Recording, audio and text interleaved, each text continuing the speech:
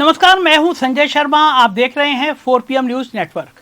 भारतीय राजनीति में आने वाली 17 सितंबर की तारीख बहुत अहम होने जा रही है। इसी दिन मोदी जी अपना हैप्पी वाला बर्थडे मनाएंगे, लेकिन मोदी जी का 75वां बर्थडे उनके लिए हैप्पी होगा या सैड, ये अभी कोई नहीं जानता है। 17 तारीख आने में बस 2-3 दिन का समय बचा है, लेकिन काउंटडाउन शुरू हो चुका है और जैसे जैसे ये तारीख नज़दीक आ रही है, मोदी जी के दिल की धड़कनें तेज हो रही हैं। ये 3 दिन मोदी जी के लिए बहुत भारी पड़ने वाले हैं। इन 3 दिनों का एक एक पल मोदी जी को एक एक साल के बराबर लगेगा। वो चाहते होंगे कि ये वक्त वहीं रुक जाए, जो चीज़ जहाँ है वहीं थम जाए, लेकिन ये वक्त पानी की तरह बहता जाता है और जो आया है उसे जाना ही पड़ता है। पिछले 11 सालों में भारतीय राजनीति का पूरा केंद्र सिर्फ और सिर्फ नरेंद्र मोदी के इर्द गिर्द घूमता रहा है, लेकिन अब लग रहा है कि इस राजनीति को एक नया मोड़ मिलने वाला है। उधर राहुल गांधी भी मोदी जी की विदाई का पूरा इंतजाम कर चुके हैं और 17 तारीख को एक ऐसा तोहफा देने जा रहे हैं जो मोदी जी को गद्दी छोड़ने के लिए मजबूर कर सकता है। ऐसा लग रहा है मानो राहुल गांधी ने ठान लिया है कि प्रधानमंत्री मोदी के जन्मदिन के दिन ही वो कोई ऐसा कदम उठाएंगे जिससे देश का राजनीतिक नैरेटिव पूरी तरह बदल जाएगा। तो 3 दिनों में ऐसा क्या होगा जिससे भारतीय राजनीति का चेहरा पूरी तरह बदल जाएगा, बताएंगे हम आपको इस वीडियो में। जब आपके फ्रेंड सर्किल में किसी मित्र का जन्मदिन होता है तो बाकी के सभी दोस्त मिलकर उसका बर्थडे मनाते हैं, अलग अलग इंतजाम करते हैं। कोई केक बनाता है, कोई खाने पीने की तैयारी करता है, कोई तोहफे खरीदता है, तो कोई सजावट का काम देखता है। इसी तरह मोदी जी का बर्थडे मनाने के लिए उनके अलग अलग मित्र तैयारी में जुटे हैं। मोहन भागवत जी मोदी जी का इस्तीफा तैयार कर रहे हैं, ऐसा कहा जाता है। नीतीश जी गया जी में पिंडदान कराने की तैयारियां देख रहे हैं। अमित शाह जी और नितिन गडकरी तो मोदी जी की कुर्सी की सजावट करने के लिए आपस में भिड़ गए हैं। लेकिन खबरें आ रही हैं कि इस बीच नेता प्रतिपक्ष राहुल गांधी मोदी जी के लिए अब तक का सबसे खतरनाक तोहफा तैयार कर चुके हैं और उन्होंने तो मोदी जी को बर्थडे बॉम्ब देने के लिए भी जमकर प्रैक्टिस कर ली है। दरअसल एटम बम गिराने के बाद अब राहुल गांधी हाइड्रोजन बम फोड़ने का कह रहे हैं। जैसे ही अमेरिका ने जापान में हिरोशिमा और नागासाकी पर एटम बम गिराकर पूरे देश को पूरी तरह से ध्वस्त कर दिया था, उसी तरह राहुल गांधी ने भी भाजपा को जड़ से उखाड़ने के लिए 2 बम गिराने की योजना बनाई थी।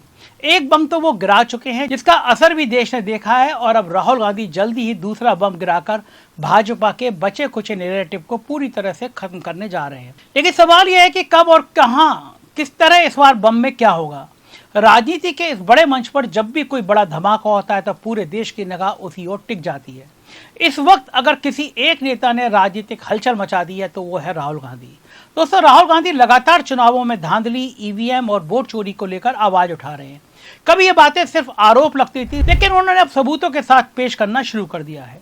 यही वजह है कि माहौल गर्म है और सत्ता पक्ष की बेचैनी भी बढ़ती जा रही है। आपको याद होगा कि कुछ ही दिन पहले राहुल गांधी ने बेंगलोर साउथ की महादेवपुरा विधानसभा में वोट चोरी का खुलासा किया था। उन्होंने बताया था कि वहां 1 लाख से ज्यादा वोट फर्जी तरीके से डाले गए और इसे उन्होंने एटम बम कहा था। उन्होंने कहा था ये तो बस शुरुआत है, असली धमाका अभी बाकी है और अब राहुल गांधी ने घोषणा कर दी है कि वो हाइड्रोजन बम फोड़ने वाले हैं। बीजेपी के लोग अच्छी तरह सुन लीजिए भैया, एटम बम का नाम सुना आपने? सुना है एटम बम का नाम? उससे बड़ा क्या होता है? उससे बड़ा क्या होता है? एटम बम से बड़ा हाइड्रोजन बम होता है। होता है नहीं होता है? माधवपुरा में हमने एटम बम दिखाया था। बीजेपी के लोगों तैयार हो जाओ, हाइड्रोजन बम आ रहा है।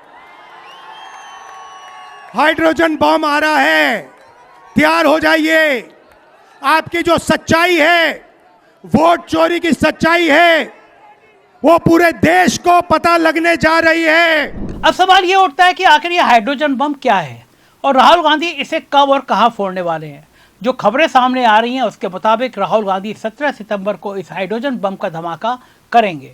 वही 17 सितंबर जिस दिन प्रधानमंत्री नरेंद्र मोदी का जन्मदिन होता है। सोचिए, अगर इस दिन राहुल गांधी मंच से वोट चोरी का सबसे बड़ा खुलासा करते हैं तो ये सिर्फ एक राजनीतिक हार नहीं होगी, राजनीतिक वार नहीं होगा, बल्कि इसे मोदी सरकार की ताबूत में आखिरी कील माना जाएगा।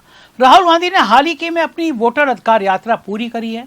16 दिन में 1300 किलोमीटर की इस यात्रा में उन्होंने बिहार की गलियों, सड़कों और गांवों में जाकर जनता से मुलाकात की। हर जगह उन्होंने सिर्फ एक बात कही, वोट चोर गद्दी छोड़। इस यात्रा के दौरान राहुल गांधी को जबरदस्त रिस्पांस मिला। हजारों की भीड़ उनकी सभाओं में उमड़ी और इसी से उपजा उनका आत्मविश्वास और बढ़ गया। अब वो मान रहे हैं कि अगर जनता के सामने वोट चोरी के सबूत रख दिए जाएं तो भाजपा की कथित नैतिक जीत की पूरी पोल खुल जाएगी। राहुल गांधी की टीम ने एक बड़ा होमवर्क किया है। उनके करीबियों का कहना है कि पूरे देश में 48 ऐसी सीटें हैं जहां कांग्रेस का मानना है कि वो चुनाव जीत सकती थी, लेकिन वहां वोट चोरी हुए। इन 48 सीटों की लिस्ट तैयार है और खास बात यह है कि इसमें प्रधानमंत्री नरेंद्र मोदी की लोकसभा सीट वाराणसी भी शामिल है। अब सोचिए, अगर राहुल गांधी 17 सितंबर को वाराणसी की वोट चोरी के सबूत सामने लाते हैं तो वोट चोर को सच में गद्दी छोड़ना पड़ सकती है। मामला सिर्फ लोकसभा चुनाव तक सीमित नहीं है। राहुल गांधी हरियाणा विधानसभा चुनाव की भी जांच कर रहे हैं, जहां कांग्रेस कई सीटों पर बेहद मामूली अंतर से हारी थी। सूत्रों का कहना है कि राहुल गांधी और उनकी टीम का दावा है कि इन सीटों पर भी वोट चोरी हुई है। कई लोगों का कहना है कि हाइड्रोजन बम का मतलब हरियाणा से है, क्योंकि हाइड्रोजन का केमिकल फार्मूला H2 होता है और हरियाणा में भी H आता है। शायद यही वजह है कि अब हरियाणा में एक बड़ी रैली का प्लान तैयार हो रहा है। राहुल गांधी की ये रणनीति साफ है। पहले उन्होंने प्रेस कॉन्फ्रेंस में एटम बम फोड़ा, अब वो जनता के बीच जाकर हाइड्रोजन बम गिराने वाले हैं। ये बदलाव बहुत बड़ा है, क्योंकि कांग्रेस लंबे समय तक सिर्फ बयानबाजी करती रही थी, लेकिन अब राहुल गांधी मुद्दों को लेकर सबूतों के साथ जनता के बीच जा रहे हैं। अब सोचिए, अगर 17 सितंबर को मोदी जी के जन्मदिन पर राहुल गांधी ने हाइड्रोजन बम फोड़ दिया तो इसका क्या असर होगा। पहली बात तो ये दिन खुद में प्रतीकात्मक होगा, मोदी जी का जन्मदिन और उसी दिन उनके खिलाफ सबसे बड़ा आरोप। ये कांग्रेस के लिए एक पॉलिटिकल मास्टर स्ट्रोक होगा। दूसरी बात, इससे भाजपा नेता बैकफुट पर आ सकते हैं, क्योंकि जनता जब ये सबूत देखेगी तो उसे लगेगा कि जो बात विपक्ष कह रहा था उस पर सच्चाई है। तीसरी और सबसे अहम बात, ये कदम राहुल गांधी की राजनीति को पूरी तरह से बदल सकता है। अभी तक भाजपा और मोदी पर हमले महज नारों और भाषणों तक सीमित रहते थे। लोग ये मानते थे कि नारे और भाषण ही हैं, लेकिन अब ये जमीनी हकीकत और दस्तावेज की लड़ाई बन चुकी है। जनता को अगर ये भरोसा हो गया कि वास्तव में वोट चोरी हुई है तो भाजपा की नैतिकता पर सीधा हमला होगा। राहुल गांधी का यह पूरा अभियान एक तरह से मोदी सरकार की सबसे बड़ी कमजोरी को सामने लाने की कोशिश है। भाजपा हमेशा कहती रही है कि चुनाव आयोग निष्पक्ष है, ईवीएम पूरी तरह सुरक्षित है और देश की जनता ने उन्हें दोबारा चुनकर भेजा है। लेकिन अगर राहुल गांधी सबूतों के साथ ये साबित कर देते हैं कि चुनाव में वोट चोरी हुए हैं तो भाजपा के उस सबसे बड़े दावे की जड़ हिल जाएगी। इसके साथ ही राहुल गांधी का ये अभियान सिर्फ भाजपा को घेरने भर का नहीं है, बल्कि ये विपक्ष की एकता का भी इम्तिहान है।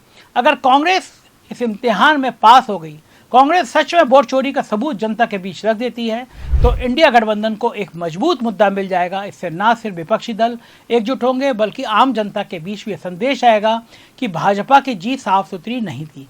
अब सवाल उठता है कि राहुल गांधी का यह हाइड्रोजन बम कितना असरदार होगा।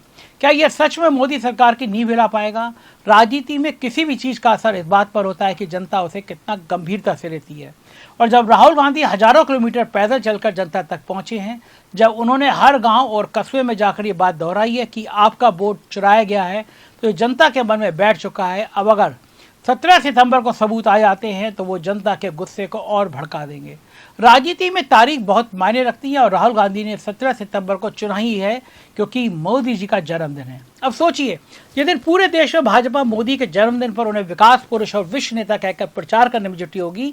उसी दिन राहुल गांधी उनके खिलाफ वोट चोरी का सबसे बड़ा सबूत लेकर आ सकते हैं। ये सिर्फ एक खुलासा नहीं होगा, यह प्रतीकात्मक तौर पर भाजपा के सबसे बड़े चेहरे पर सीधा हमला होगा। भाजपा अब तक राहुल गांधी को हल्के में लेती रही है, लेकिन अब सच ये है कि पिछले कुछ महीनों में राहुल गांधी ने अपनी राजनीति को नए रंग में ढाला है। अब वो न सिर्फ सवाल पूछते हैं बल्कि सबूतों के साथ जवाब भी देते हैं, और यही मोदी सरकार की सबसे बड़ी मुश्किल है। इस पूरे मामले को लेकर आप क्या सोचते हैं, मुझे आपकी राय जानना है। जरूर बताइएगा। चैनल को सब्सक्राइब और ज्वाइन करिएगा। बहुत बहुत शुक्रिया। Thank you.